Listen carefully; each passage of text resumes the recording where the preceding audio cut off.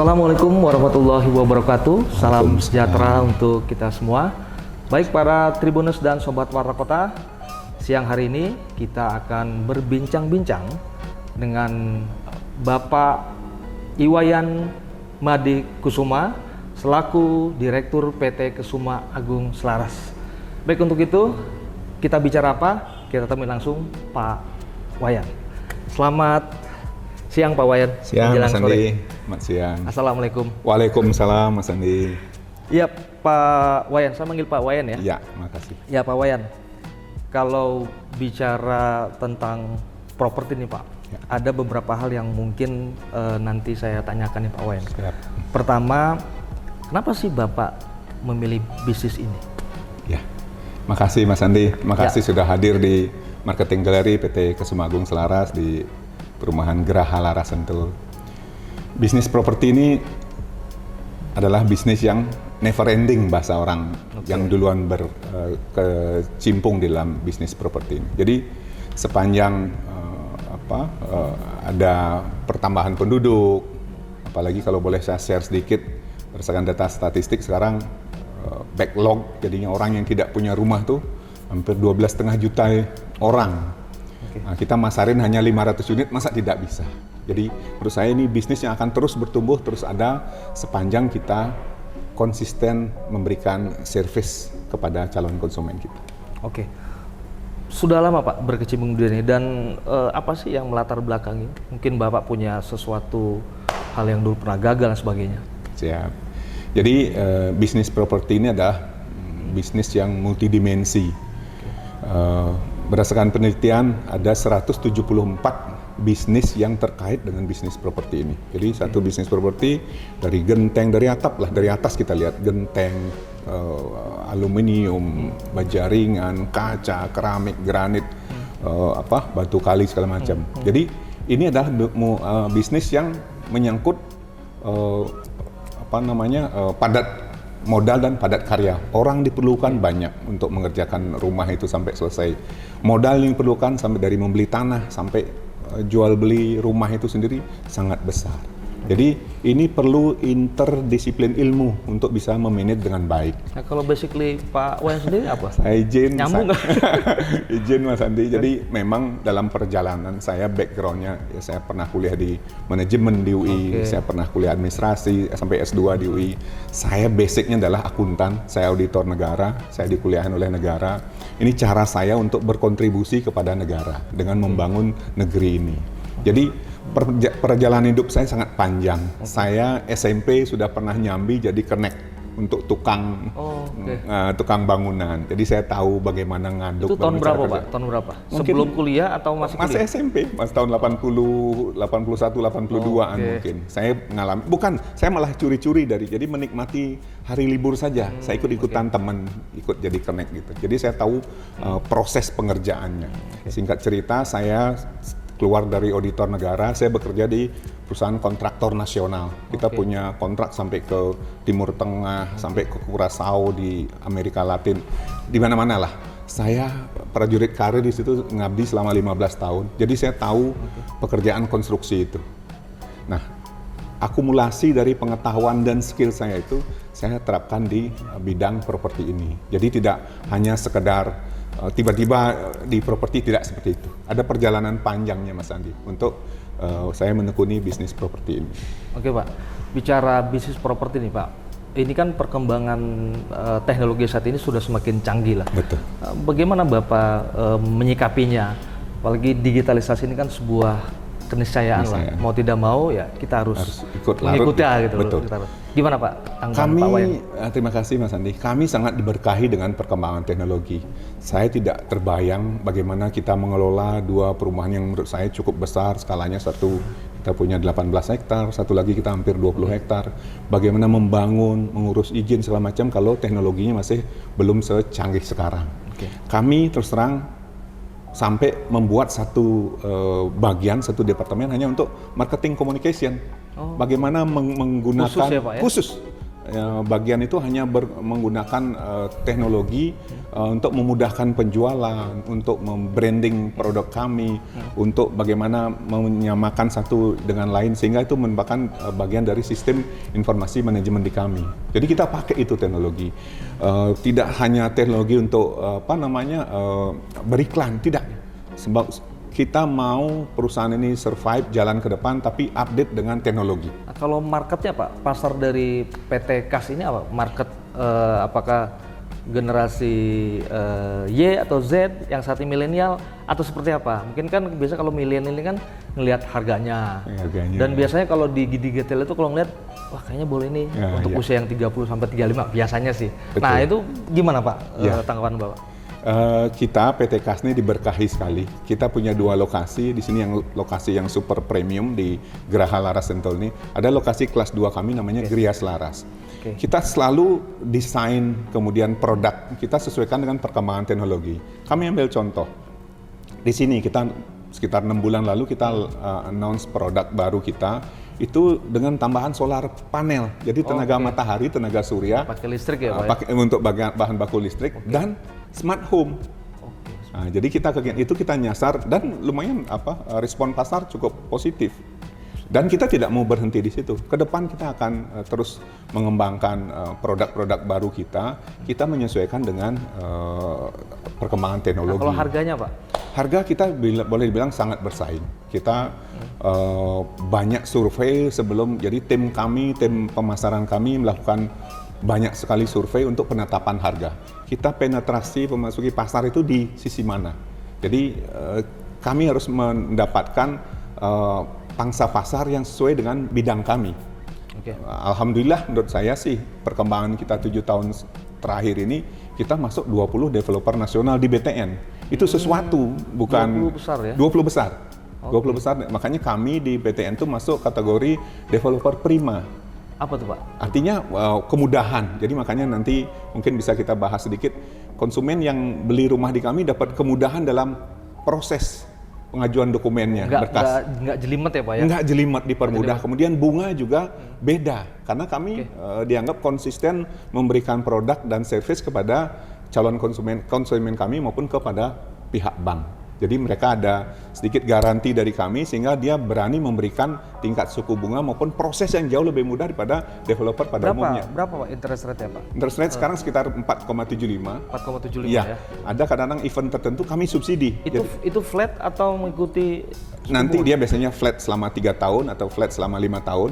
Tapi setelah itu dia floating sesuai dengan tingkat bunga pasar. Tapi setahu saya sekarang kan bukan saya berbicara di luar konteks saya. Kalau kita lihat ekonomi Indonesia cukup kuat ya. Artinya inflasi terjaga, kita kaya dengan sumber daya, kemudian segala macam lah. Tidak seperti di luar negeri yang memang mereka sampai kekurangan pangan. Kita kan alhamdulillah nggak sampai kekurangan pangan. Kita sangat kaya negeri kita. Makanya kami yakin dengan tadi konsisten kita memberikan produk, kita jaga kualitas produk kita jaga komitmen apa yang kami komit ke pihak perbankan, kita jaga komitmen kita kepada calon konsumen. Saya pikir kita masih tetap ada di bisnis ini. Tuh para Tribuners dan Sobat Warta Kota, murah ternyata ketika kita mau ada inisiatif, ketika kita ada usaha, langsung ke Pak Wayan. Siap. Dijamin, karena kalau bicara anak muda Pak, biasanya gini Pak, kalau anak muda kan berpikirnya, misalnya saya pribadi lah, saya ngelihat misalnya di beberapa flyer file nih Bapak nih, cuman modal 5 juta misalnya sudah dapat rumah, bla bla bla bla segala macam. Tapi ketika kita datang nih ke marketing office-nya, itu ada aja tuh Pak, tambahannya, klausul lagi. Ini toto tiba-tiba 15 juta, 10 juta. Kayak jebakan Batman jadinya. Kayak jebakan Batman gitu. Nah ini kan persoalan-persoalan yang memang harus disampaikan nih gitu kan kepada para Tribuners dan Sobat Warta Kota, karena ya berpikirnya murah nih, tiba-tiba pas ketika datang wow. Gimana Pak? Mudah-mudahan PT Kesuma Agung Selaras sesuai dengan ininya nih 5 juta ya. Oke, gitu loh. Jadi gimana Pak? Makasih Mas Andi. Jadi Sobat Tribuners, Sobat Warta Kota, jadi kita bukan seperti itu. Kami konsisten, artinya semua kita hitung. kenapa kita berani 5 juta punya rumah. Jadi teman-teman cukup bayar 5 juta sebagai DP. Ini kan memang sesuai dengan aturan dari Bank Indonesia. Ada LTV namanya, loans to value-nya. Kita nggak perlu DP kayak zaman dulu punya rumah sebenarnya. Itu tergantung dari kredibilitas. Makanya tadi saya bilang kredibilitas dari developer sendiri. Dia dipercaya tidak sama pihak perbankannya. Alhamdulillah kami dipercaya. Sehingga dengan Anda bayar 5 juta dan Anda fokus pada angsuran saja, setiap bulan 5 juta atau 6 juta, itu kan tergantung durasi, apakah dia 15 tahun, 20 tahun, ataukah dia pendek, kan gitu. Jadi kalau memang masih umur di bawah 30 tahun, bisa diberikan kredit selama 25 tahun. Tinggal mikirin angsuran aja, kita nggak ada lagi nanti pembayaran. Dihitung ya Pak? Itu? Ya, semua kita tanggung. Semua masuk ke kos, solar harganya 1 miliar. Padahal di situ kita sudah PPN, kita nggak ada jebakan men. PPN kita sudah include di dalam itu. Biaya proses KPR yang ada asuransi, ada segala macam lah itu. Kecuali pokok angsuran kita nggak tanggung. Selain itu semua kita bayar. Biaya administrasi di bank, provisinya kita bayarin. Kita bayarin. Memang ini yang saya bilang kemudahan memiliki rumah. Tidak semua developer mau mengambil risiko seperti itu. Nah kami kebetulan berdasarkan diskusi di kami mau mengambil risiko itu. Risikonya apa Pak? Kita bayarin calon konsumen untuk biaya-biaya akad, pajaknya sampai jadi SAM. Langsung ini boleh dibuktikan. Silakan datang ke marketing galeri kami. Pak Wayan, tadi udah bicara tentang new customer ya baru. Nah, bagaimana dengan orang yang sudah punya rumah, dia mau nambah lagi, katakanlah investasi. Apakah masih sama perlakuannya? Iya. Gitu? Kita menyamakan. Iya Mas Andi. Jadi Sobat Warta Kota, kita samakan. Mau untuk investasi, Anda beli sekarang. Sama aja ya Pak. Yang penting 3 tahun lagi Anda jual melalui kita juga bisa, melalui teman-teman di marketing di sini di PT Kas. Jadi kita maintain, kita jaga juga nilai investasi Sobat Warta Kota, kita jaga kawasan dari kita. Karena kita tidak hanya membangun satu klaster, itu mungkin Mas Andi. Kita belajar di lokasi pertama, di lokasi kedua maupun lokasi ketiga ini, kita selalu bikin kawasan. Ada tempat kesehatannya, praktek dokternya, ada minimarketnya, ada kawasan komersialnya. Jadi kami dari pihak developer juga wajib menjaga itu. Sehingga kalau kita jaga itu, nilai investasi dari teman-teman yang beli di propertinya PT Kas juga akan meningkat. Itu yang kadang-kadang kan ada yang misling, ada yang hilang, tidak terjaga properti ini dengan baik. Keren. Tribuners dan Sobat Warta Kota nih, perlu dicoba nih ketika teman-teman Sobat Warta Kota maupun Tribuners untuk datang ke PT Kas ini. Di mana Pak? Marketing galeri kami ada di Jalan Raya Bogor, kilometer 51, Kecamatan Sukaraja, Kabupaten Bogor. Jadi perbatasan antara Kabupaten Bogor dengan Kota Bogor. Kita datang ya, para Tribuners dan Sobat Warta Kota. Baik Pak, kemarin kan 2 tahun lalu ini COVID ya Pak ya? Iya. COVID-19 menyerang negara kita. Nah, mengganggu nggak sih Pak? Artinya berdampak banget nggak sih terhadap bisnis properti ini? Apa mungkin ketika 2 tahun lalu ya karena kondisinya COVID gitu kan, atau beralih profesi lain? Atau tetap konsentrasi di sini? Karena bicara COVID ya pastinya berdampak. Mungkin Bapak bisa cerita sedikit lah terkait mungkin COVID kemarin. Iya, makasih Mas Andi. Jadi Sobat Warta Kota, kami malah anti klimaks pada saat COVID. Kita penjualan 2 kali lipat. Kenapa bisa Pak? Itu yang seru. Mungkin kami diberkahi mungkin ya. Karena niat baik kami hanya membantu orang yang pengen punya rumah sesuai dengan kemampuannya. Nah, kita fasilitasi. Jadi kami developer pertama yang melakukan akad kredit massal secara drive-thru. Jadi akad KPR tapi drive-thru. Itu di belakang di bundaran kita. Gimana Pak? Gimana mungkin bisa jelaskan? Ya, jadi akad KPR secara drive-thru, petugas kami dari pihak developer itu di satu meja. Jadi konsumen itu cukup datang dia di dalam kendaraannya, nanti disodorin berkas KPR. Setelah dari meja kami disodorin oleh staf kami, nanti ke stafnya perbankan disodorin link untuk tanda tangan. Itu efektif? Kemudian notaris, efektif, kita sampai 20. Kita pertama, dan itu sangat disanjung oleh pihak BTN. Kenapa nggak sering? Karena kan kita menghindari ruang tertutup kan. Nah kita lakukan di bundaran kami, ruang terbuka yang cukup besar. Jadi kembali ke tadi, kenapa bisa terjadi? Mungkin kami diberkahi dalam artian orang perlu rumah yang setengah jadi. Kan nggak mungkin tinggal di dalam perkotaan kan, semua pada minggir kan. Nah, kami punya rumah yang ready stock.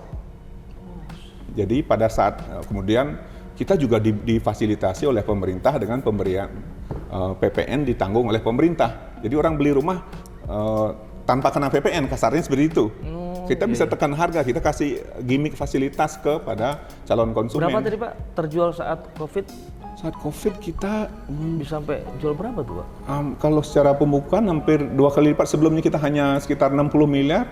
Waktu 2020 kita hampir 150 M. Kemudian 150 M dengan berapa hanya 2 lokasi kita. Unitnya mungkin sekitar 180 unit.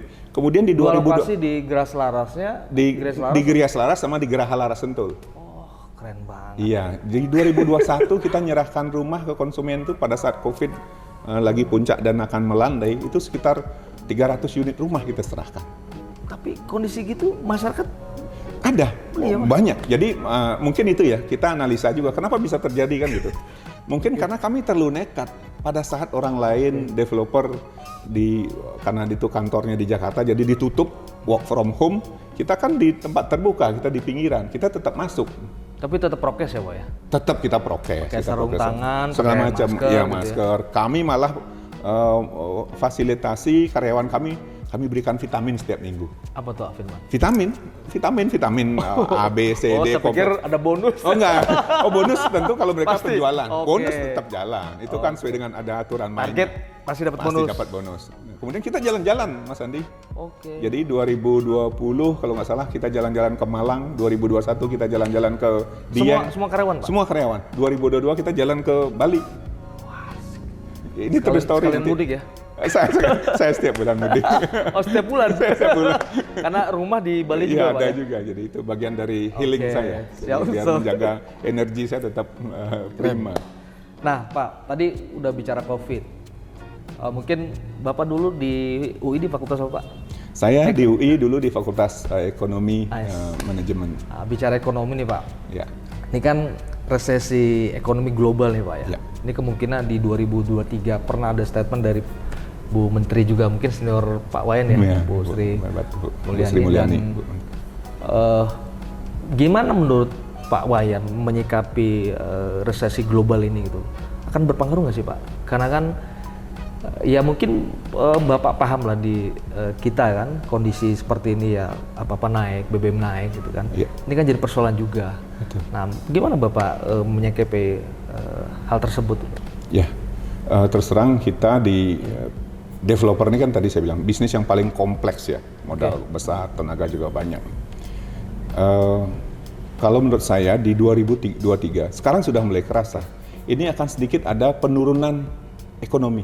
Iya, penurunan laju ekonomi, kecepatan ekonomi. Iya, tadinya umpama kecepatannya 50, sekarang mungkin nanti akan jadi 30, mungkin jadi 35. Tapi kalau resesi di Indonesia, saya pikir kemungkinan mudah-mudahan tidak akan terjadi. Tapi kalau saya optimis. Kalau penurunan daya beli, penurunan tingkat kegiatan ekonomi, ya kemungkinan akan terjadi karena kita tidak bisa lepas dari pengaruh Ukraina segala macam kan, pengaruh karena ini kan saling terkoneksi ya dunia ini.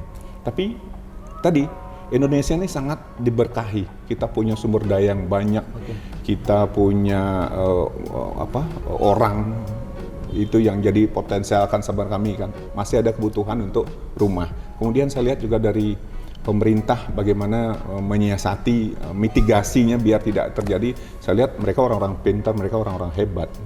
Jadi kayak kalau kita ikuti ya, kalau saya lihat, saya baca itu bahwa dari total era APBN pemerintah, APBN-nya, itu yang terserap baru 50, kurang dari 60%. Berarti uang pemerintah yang 100% dialokasikan untuk belanja negara itu sampai bulan Oktober pertengahan atau September ini baru kepake kurang dari 60%. Masih banyak dan itu di bank-bank pemerintah. Itu artinya apa? Kita masih punya kekuatan.